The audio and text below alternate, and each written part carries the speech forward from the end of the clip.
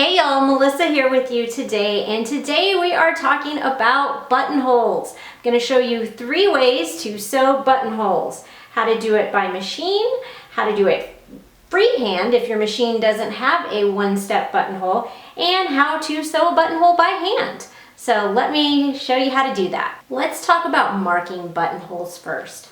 This tool, this Simflex sewing gauge, is my favorite tool for marking buttonholes. And I have a link to this below, but basically it just expands and you can pull it apart to mark whichever buttonholes, however many you need. So a lot of times what I will do is I will just put it on my fabric and then kind of just add a little dot at each spot. You'll notice it also has these though, so you could actually draw out your buttonhole line if you preferred to mark it out that way. If you don't have one of these, then you're going to want to be using a ruler or a measuring tape to mark out your buttonholes. And for that, I actually prefer this clear ruler, which I have also linked below, and I can, line up a straight line and make my marks for where I want my buttonholes. One other way, especially if you're going to be doing these by hand and not with a one-step buttonhole on your machine, if you get washi tape, you can kind of just apply the washi tape, and especially if you're doing your buttonholes horizontally. If you do 2 strips, then it's much easier to see to keep your buttonholes in between those 2 strips and get it a consistent width. And then when you're done, you pull the tape off and throw it away, and you have your evenly spaced buttonholes. Once you know where your buttonholes are going to go, the easiest way, of course, to sew buttonholes is if your machine has a one-step buttonhole. If your machine doesn't have this, don't worry about it. We're going to go over some other methods. But if you have a one-step buttonhole on your machine, it probably came with a buttonhole foot that looks something like this. And the first thing you need to do is it will automatically measure the size of your buttonhole. You just stick your button in the back of that foot. And then we'll attach it to the sewing machine. And when you attach it, the button goes in the back. And then if your machine has this feature, it probably also has like a lever that you need to pull down. And that lever is going to go in between these 2 guides here. And that's what tells your machine when it needs to turn around and work the other side of the buttonhole. Now, I have put a little bit of fusible interfacing on the back of each of these samples because that's just a good idea to stabilize your fabric where you're going to have a buttonhole. And I am going to fold it in half because generally you would always be sewing through at least 2 layers when you're doing a buttonhole. Not always, but the majority of the time it's going to be at least 2 layers. Next, I want, this is going to sew backwards. So I want to position this so that I am aware of that. So the mark that I made, that is going to be the bottom of my buttonhole, and then it's going to sew backwards from there. This is going to sew a vertical buttonhole on this placket. If I wanted them horizontal, I would need to go this way. So I'll put my foot down, and I'm making sure to program the buttonhole onto my machine. And then you just stitch and let this work the way it's supposed to. Don't try to force it or anything like that. You're just going to stitch.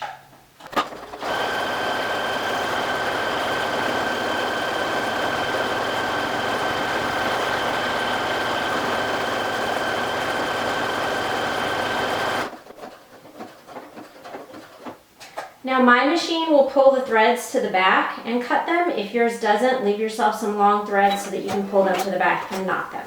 Leave yourself some, and there's my buttonhole. Once you have your buttonhole sewn, then you're going to need to open it. So there are a couple ways to do this. My preferred method, I usually just fold my buttonhole in half and snip with very sharp scissor tips, and then snip all the way to the end. Another way to do this is to use a seam ripper, but if you're doing this, it can be very easy to accidentally rip through the ends of your buttonhole and pretty much make it useless. So if you're going to use a seam ripper, I strongly recommend placing a pin through the end of the buttonhole, and it needs to be inside that stitching on the end. And what this will do is your seam ripper should hit the metal pin and not be able to go any further. So you poke your seam ripper in the middle, and then you can just kind of seam rip the fabric, just going to that metal pin. Don't do this without the pins. It's way easy to rip through the end of the button. All right, so there is my buttonhole. Now let's look at another method to make a buttonhole. Okay, method 2 for making a buttonhole. If your machine will do a zigzag stitch, you can make a buttonhole. The first thing you're going to have to figure out is how big of a buttonhole to make. So the easiest way to do that, I like to get a little strip of paper and then just wrap it around your button and then kind of hold it pinched. Make sure you can get your button through that loop. Okay, and then you can see when you unfold it how wide of a buttonhole you need. So I'm going to draw a line so it's more visible on the video, but right where I folded, that's how big a buttonhole I'm going to need. So you're going to want to mark that then on your fabric, that exact length. As I mentioned earlier, I like to use washi tape if I am trying to space out buttonholes. So we're going to put it here, and we are going to mark the bottom of that as well. And it's just a real easily visible guide then for where that buttonhole should be sewn. I do want my washi tape on straight. And then you also want to draw a center line for your stitching. So that line right there is where I'm going to want my buttonhole. Let's go over to the machine.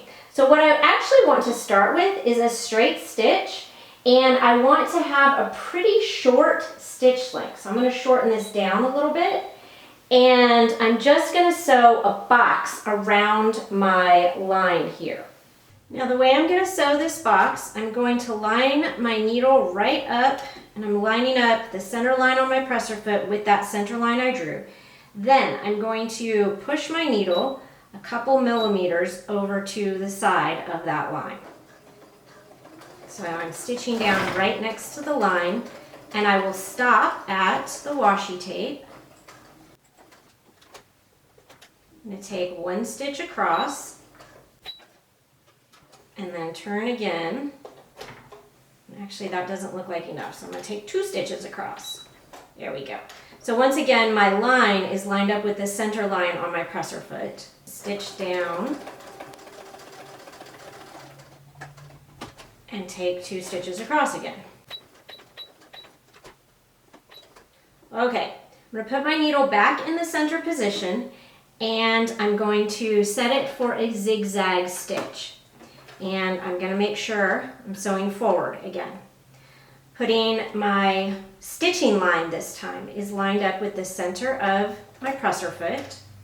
And I want to set my zigzag so that it's narrow enough where it's going to hit right about on the center line, and then on the other side go over that line. Then I want to shorten my zigzag stitch length. So what I finally have my machine set on here is I have a 2 millimeter wide zigzag stitch, and it is 0.8 millimeters long, and I'm going to stitch over that line I just made. Okay, at the washi tape, I want to stop with my needle in the furthest left position, and I want to widen my stitch length to double plus a little bit. So I had a 2 millimeter zigzag stitch going. I'm going to widen this to 5. And what that'll do is it's going to stitch all the way across. Now I'm going to back stitch and forward stitch, and I'm going to kind of alternate, and I'm hand cranking. And what this is doing is making the tack at the end. Okay. You want to stop with your needle in the furthest right position this time, and then spin it around, line it up again so that the left needle The left position is going just to the outside of that stitching line. Make sure to change your zigzag stitch again so that it is back to 2 millimeters. Okay, and then I'm going to stitch down the other side here. Okay, stopping with it in the leftmost position, increase to 5 millimeters again. I'm going to back stitch a couple stitches and forward stitch, and then I'm going to cut my thread. Take this out and you can see it is not as pretty as my machine buttonhole, but it is possible to hand work a buttonhole. And then you can snip that as well. If you're going to hand stitch a buttonhole like I just did, I strongly recommend that you play with your settings on your machine several times before you decide. Like, I definitely could have decreased my stitch length even further than 1 millimeter to make this buttonhole. One final way to make a buttonhole: you can hand sew buttonholes. And actually, if you didn't have a machine that was capable of making a buttonhole, this is my preference because these look better than the machine worked buttonholes with the zigzag stitching. Okay, to hand sew the buttonhole, you're going to start by stitching a little box around the line that you've drawn for the buttonhole. I like to do this part on machine if you can. If you cannot do that on a machine, go ahead and do it by hand, just taking very small stitches. Then you're going to anchor your knot. You can see it here on the back side right there. And then you are going to be taking your needle down through the slit in the buttonhole, because you go ahead and cut on that line. Bring it up very close to your previous stitch and on top of your thread loop. And that is going to create kind of a knot on this bottom edge here, the outer edge of the buttonhole. Continue to stitch just like that all the way around the buttonhole. And before you pull your stitches tight, you can kind of push them over so that they butt up against the previous stitch.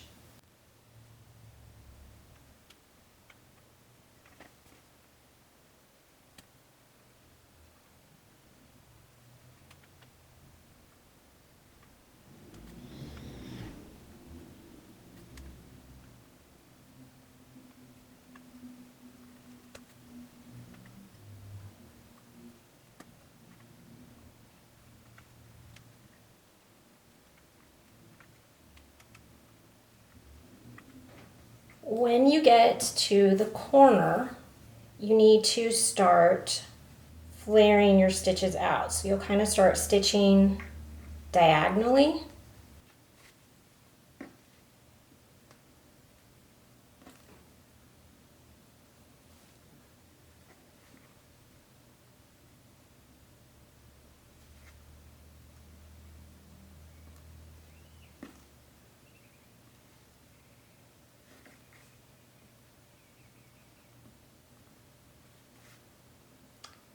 And then once you've rounded the corner, you continue the same type of stitch, which is essentially a blanket stitch, down the other side.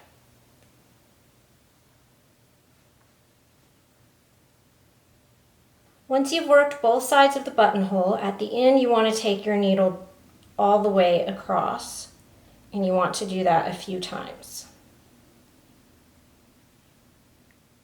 And then take your thread to the back side, make your loop, and push your thread through it a couple times to knot it. And then you are done with a hand-stitched buttonhole. So here's a final comparison of the 3 different types of buttonholes. Here is the one-step buttonhole from my machine. Here is the freehand buttonhole that I did on the machine, and this is the hand-stitched buttonhole that I did.